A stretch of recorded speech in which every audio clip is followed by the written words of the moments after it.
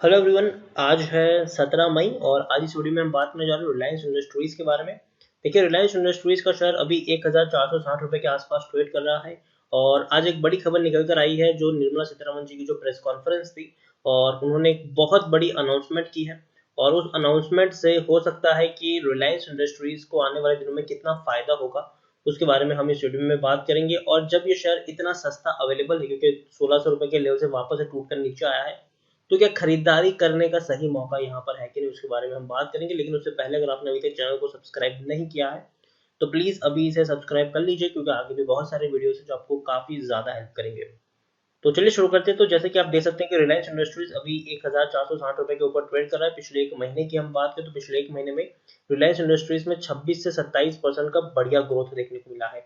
1150 रुपए तक का लो था, आप देखिए एक बड़ी रैली आई, 1575 रुपए तक गया और आपको बता दूं कि जिस दिन ये शेयर 1575 रुपए तक गया था उस दिन ये 1600 रुपए भी क्रॉस कर चुका था। तो एक बहुत बड़ी रैली भी यहाँ पर देखने को मिली, लेकिन उसके बाद आप देखिए शेयर में गिरावट आई है। 1435 रुपए तक भी ये नीचे गया, वापस में थोड़ा सा बाउंस बैक जरूर किया है। पिछले एक साल की हम बात करें तो एक साल में रिलायंस इंडस्ट्रीज में 16% का ग्रोथ है। देखिए, कोविड-19 के चलते जब लॉकडाउन अनाउंस हुआ और ऑयल प्राइस की कीमत बहुत ज्यादा कम हो गई तो आप देखिए शेयर कितना नीचे चला गया था। 880 रुपए तक का लो इसने बना दिया था। 880 रुपए के आसपास ये शेयर पहुंच गया था।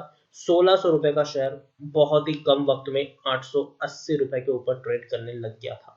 लेकिन बाद में क्या हुआ, बाद में फेसबुक की डील आई, सिल्वर लेक की डील आई और तो और विस्ता की भी एक और डील आई और शेयर ने रॉकेट बन गया, यहाँ पर रॉकेट 1600 रुपए के ऊपर वापस से ये शेयर चला गया और अब वापस से गिरावट में देखने को मिली है। और राइट इश्यू को लेकर भी 20 तारीख को पता चलेगा भैया कि 20 तारीख को भी राइट इश्यू अनाउंस है।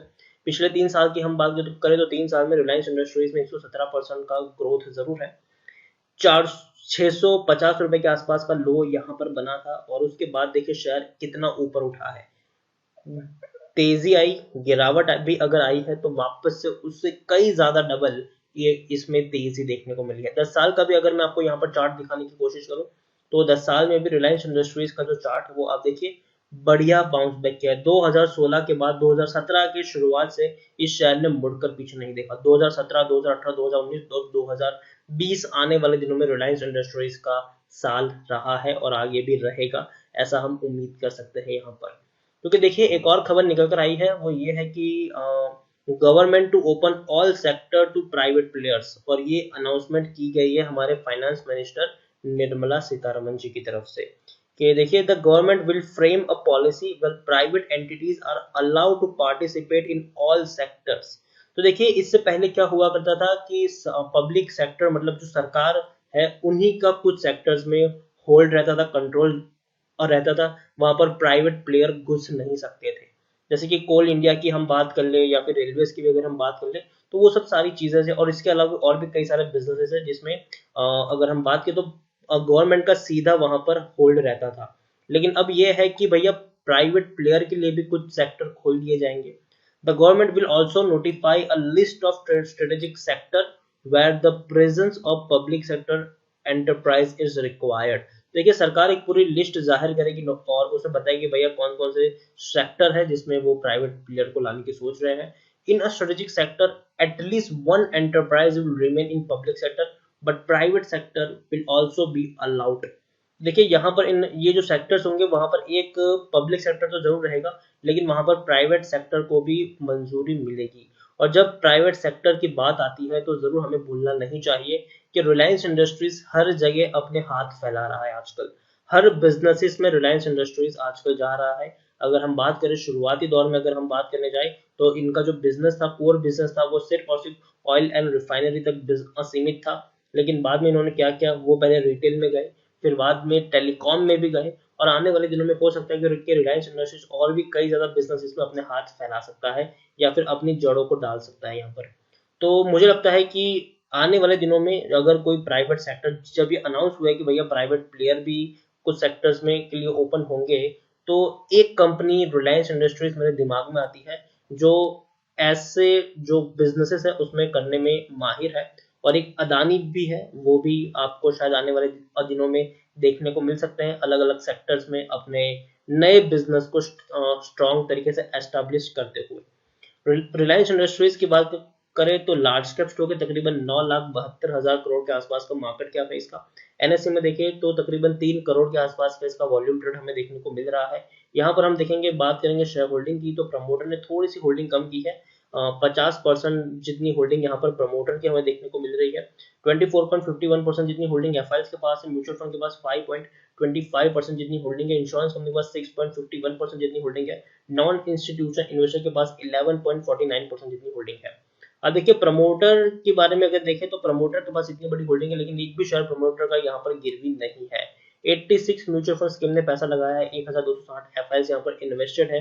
प्रमोटर विथ हाईएस्ट होल्डिंग की बात करें तो देवर्षि कमर्शियल, जिनके पास 11.21% की होल्डिंग है।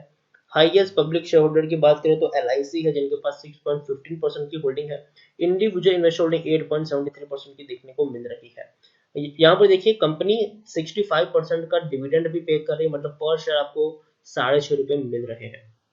रिलायंस इंडस्ट्रीज के बारे में अगर हम देखें तो मनी कंट्रोल में जो इसकी सिचुएशन निकल कर आ रही है वो कुछ इस तरीके से कि भाई टेक्निकल रेटिंग काफी अच्छी यहाँ पर इनकी दिखाई दे रही है। सरकार के द्वारा जो कुछ अनाउंसमेंट की गई है प्राइवेट सेक्टर को लेकर या फिर प्राइवेट प्लेयर्स को लेकर, उससे रिलायंस इंडस्ट्रीज को, अदानी ग्रुप को और टाटा ग्रुप को भी एक बहुत बड़ा फायदा यहाँ पर मिल सकता है। आप देखिए जो पी है इनका वो 31.93 है, इंडस्ट्री पी 18.61 है, बुक वैल्यू 706 है, प्राइस टू बुक वैल्यू यहाँ पर 2.07 है, ईपीएस 45 के आसपास और डिलीवरीज 20 के आसपास देखने को मिल रही है। According to Moneycontrol user 63% लोग खरीदने की सलाह दे रहे हैं, 28% लोग बेचने की सलाह दे रहे हैं, 9% लोग यहाँ पर होल्ड करने की नसीहत दे रहे हैं। यहाँ पर हम अगर बात करने जाए तो डेफिनेटली मार्च क्वार्टर के जो नतीजे थे वो उतने अच्छे नहीं आए थे, लेकिन वो अच्छे नहीं आएंगे ऐसी रिपोर्ट्स भी इससे पहले सामने आ चुकी थी। रीजन ये था नहीं आने के अच्छे, क्योंकि देखिए मार्च महीने में ही काफी बड़ी कोरोना के चलते हुए काफी बड़े क्राइसिस देखने को मिल जा रहे थे। ऑल तो और जो ऑयल की जो प्राइस है वो भी बहुत हद तक नीचे गिर गई थी, तो इनका बिजनेस काफी ज्यादा अफेक्ट भी हुआ था उस टाइम में। तो आप देखिए 6,575 करोड़ का इन्होंने प्रॉफिट बुक किया है, जबकि इससे पहले कंपनी 11,000 करोड़ से 10,000 करोड़ तक का हर क्वार्टर में मुनाफा बुक कर चुकी है। तो बढ़िया कंपनी है ये और काफी बड़े इनके बिजनेसेस भी है, और ऐसे सेक्टर में इन्होंने पग फैलाया है कि जो सेक्टर कभी बर्बाद नहीं होने वाले हैं। ऑयल सेक्टर की अगर मैं बात करूं, ऑयल और रिफाइनिंग के इनके अगर बिजनेस की अगर मैं बात करूं, तो मैं मानता हूं कि शॉर्ट टर्म के लिए वहां पर थोड़ी सी हमें गिरावट जरूर देखने को मिली है, लेकिन लॉन्ग टर्म में याद रखिए जब सिचुएशन सामान्य हो जाएगी, जब वापस से कोरोना खत्म हो जाएगा, याद रखिए वापस से ये शायद दौड़ना शुरू करेगा और उनका वो बिजनेस भी काफी अच्छी तरीके से चलेगा। यहाँ पर देखिए मार्च के प्रमोटर की होल्डिंग आ चुकी है। अब देखिए प्रमोटर अपनी होल्डिंग कितनी तेजी से बढ़ा रहे हैं, जो पहले 47.29% थी अब वो 50 है, इंक्रीज हो रहा है, क्वार्टर दर क्वार्टर इंक्रीज देखने को मिल रहा है। और तो और अगर हम एफआईएस की बात करें तो एफआईएस यहाँ पर कांस्टेंट है, 24% की होल्डिंग देखने को मिली है। इंश्योरेंस कंपनी के पास 6.22% की होल्डिंग है, म्यूचुअल फंड के पास 5.42% की होल्डिंग है। म्यूचुअल फंड अपनी होल्डिंग जो है वो काफी तेजी से यहाँ पर इंक्रीज कर रहे हैं। तो ओवरऑल मुझे यही लग रहा है कि जो कुछ डिसीजन सामने आ रहे हैं, जो चाहे हम फाइनेंस मिनिस्टर की बात करें जो उन्होंने बड़ी अनाउंसमेंट की है, उससे डेफिनेटली रिलायंस इंडस्ट्रीज को आने वाले दिनों में फायदा हो सकता है। और आप देख सकते हैं कि रिलायंस इंडस्ट्रीज जरूर आने वाले दिनों में और भी कई ज्यादा बिजनेसेस में अपने हाथ डालती हुई दिखाई दे सकती है। और टेलीकॉम में तो डेफिनेटली रिलायंस जो आज इतना बड़ा ब्रांड बन चुका है कि भैया इंडिया का सबसे लीडिंग टेलीकॉम नेटवर्क ही बन चुका है, सबसे ज्यादा सब्सक्राइबर आज रिलायंस जियो के पास है, और इसीलिए इतनी सारी डील्स भी इनको मिल रही है। यहाँ पर हम अगर बात करने जाए तो कल को अगर रिलायंस इंडस्ट्रीज, कल को अगर रिलायंस जियो को अगर डीमर्ज भी करेगी, तो डेफिनेटली जिनके पास रिलायंस इंडस्ट्रीज के शेयर्स होंगे उसको रिलायंस जियो के भी शेयर्स मिल सकते हैं। और तो और आने वाले दिनों में कई और ज्यादा बिजनेसेस भी आपको बिजनेसेस में रिलायंस इंडस्ट्रीज आपको देखने को मिल जाएगी, क्योंकि अगर अभी के जो सिनेरियो की बात करें तो सबसे बड़ा पैसा अगर किसी के पास है तो भैया वो है रिलायंस इंडस्ट्रीज, और अपने बिजनेस वो इस वक्त में काफी ज्यादा स्ट्रॉन्ग तरीके से खड़ा भी कर सकता है और मार्केट लीडर भी बना सकता है। आप खुद देखिए कि बहुत ही कम वक्त में रिलायंस जियो पूरे टेलीकॉम सेक्टर को डोमिनेट कर रहा है, टेलीकॉम सेक्टर को। और तो और फेसबुक की जब से डील हुई है तब से जियो मार्ट की काफी ज्यादा चर्चा है, और याद रखिए कि व्हाट्सएप के थ्रू जियो मार्ट को काफी ज्यादा प्रमोट किया जाएगा, और जियो मार्ट भी एक बड़ा बिजनेस बन के उभर कर सामने आ सकता है आने वाले दिनों में। तो मैं यही कहूंगा कि अगर आपने खरीदारी की है रिलायंस इंडस्ट्रीज में तो पैनिक करने की जरूरत नहीं है, बने रहे, बढ़िया स्टॉक है। अगर शॉर्ट टर्म में गिरावट आई भी है तो वापस से रिकवर जरूर कर लेगा ये। और खरीदारी नहीं भी की है तो आप चाहे तो उसमें खरीदारी कर सकते हैं, बढ़िया प्राइस के ऊपर अवेलेबल है। लेकिन अगेन मैं जैसे मैं अपने हर वीडियो में कहता हूँ, एक साथ सारे के सारे शेयर्स खरीदने की यहाँ पर गलती मत करिएगा। अगर आपको मान लीजिए कि यहाँ पर 50 शेयर खरीदने हैं तो पहले सिर्फ 10 शेयर खरीदो, फिर वेट करो थोड़ा और नीचे जाए तब 10 शेयर और खरीदो, फिर वेट करो थोड़ा और नीचे जाए तब और थोड़े 10 शेयर खरीदो। तो इस तरीके से आप यहाँ पर अपना पोर्टफोलियो बढ़ा सकते हैं, छोटी छोटी क्वांटिटी में खरीदारी करें और अपने पोर्टफोलियो को बढ़ाते जाए। यहाँ पर बढ़िया ये शेयर है, पैनिक करने की जरूरत बिल्कुल भी नहीं है। तो इसी के साथ वीडियो को एंड करूंगा। अगर आपको वीडियो पसंद आया हो तो प्लीज इसे लाइक करें, शेयर करें, चैनल पर पहली बार आए तो प्लीज सब्सक्राइब करें, और रिलायंस इंडस्ट्रीज के बारे में आप क्या सोचते हैं वो भी आप मुझे कमेंट में लिखकर बता सकते हैं। Thank you.